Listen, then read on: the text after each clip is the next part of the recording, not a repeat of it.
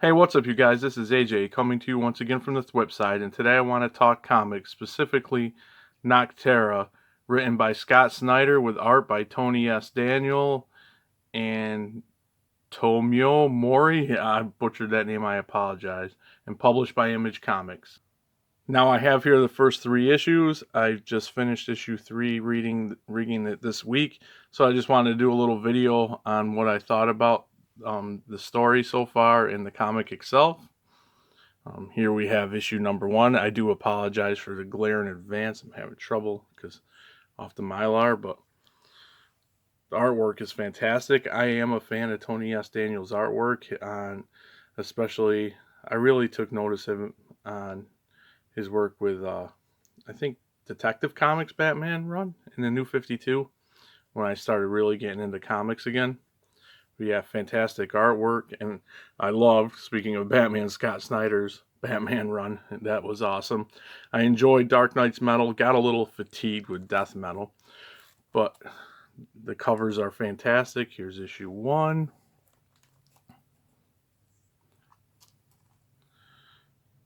Issue 2. Yeah, really cool looking covers. Oop. And issue 3. This is my least favorite of the covers, but try to avoid the glare, but it's still a really cool cover. And speaking of the cover art, the art inside is also really, really fantastic as well. It does a real good job complementing Scott Snyder's writing, and the pages are interesting, and the characters look great. And I just really I'm really enjoying the art so far. Now, without getting too spoiler heavy, I will say that I am enjoying the story. It caught my attention really quick, just about from the first page. Um, just a world that I'm really interested into seeing what goes on further in it. It's about main character is Val Briggs, aka Sundog, and like I said, I won't get into spoilers, but I'll give you a little world setup. It's a apocalyptic type world once again, and yes, sometimes they can get old because they keep on being done and done, that type of story. But this was really interesting, and I think what saves the best apocalyptic worlds, backgrounds or whatever, is the writing, of course. So I thought this world, how he set it up, was really cool and interesting.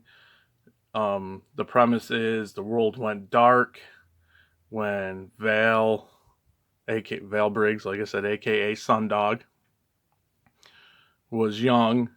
Her and her brother, both adopted, and they're in perpetual darkness, and they grew up basically in the darkness. But the problem is the darkness started spreading an infection and infected all the living creatures in the world,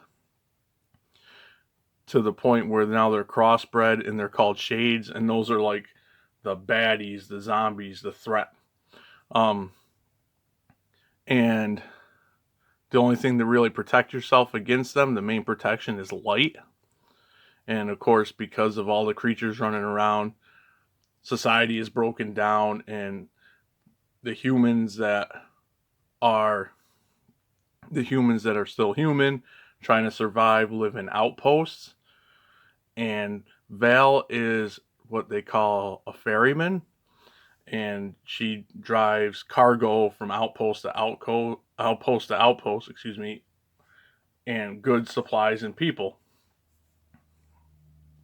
So the first three issues center around her, and growing up during this kind of, dark time has really made her very cynical. She's very hard nosed, not emotionalist, but very hard. Like, this is the world we live in, accept it now. So that's her character, very tough. And it seems like you kind of have to be to live in this type of world, but and her job. So her and her brother take a commission to transport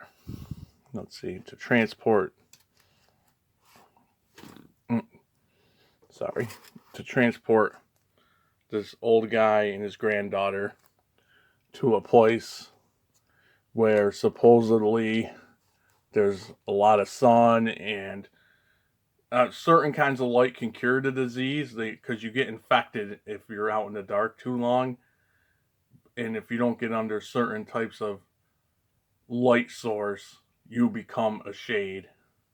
So he has secrets, sanctuary, like a promised land. So she agrees to take him for her brother's sake. I won't get into it much before that, but as soon as they leave, they're being followed by a mysterious man that's all in black in his group, named Blacktop Billy. And the chase is on. He wants the old guy and his granddaughter, and that's all I'll really get into.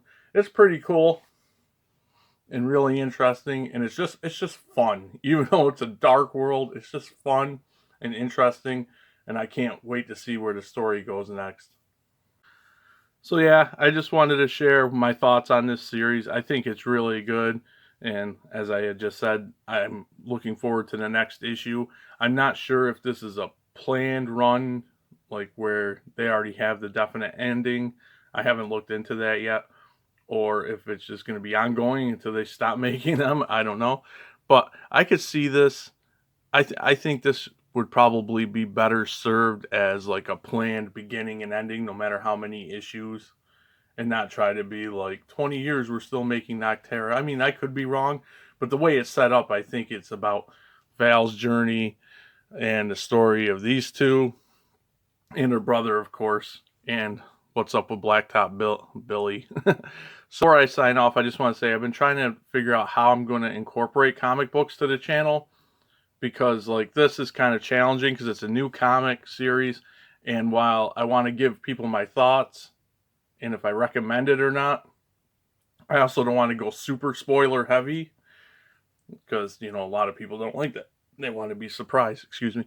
And so this is what I decided to do for Nocterra. Just share what I thought about the art, a little backdrop of the story, and a little bit what's happening without giving away details. Well, that being said, thank you for your time. Thanks for watching, and please consider subscribing, sharing, and hitting that like button. And I will catch you guys all right back here on the Thwip side. Later.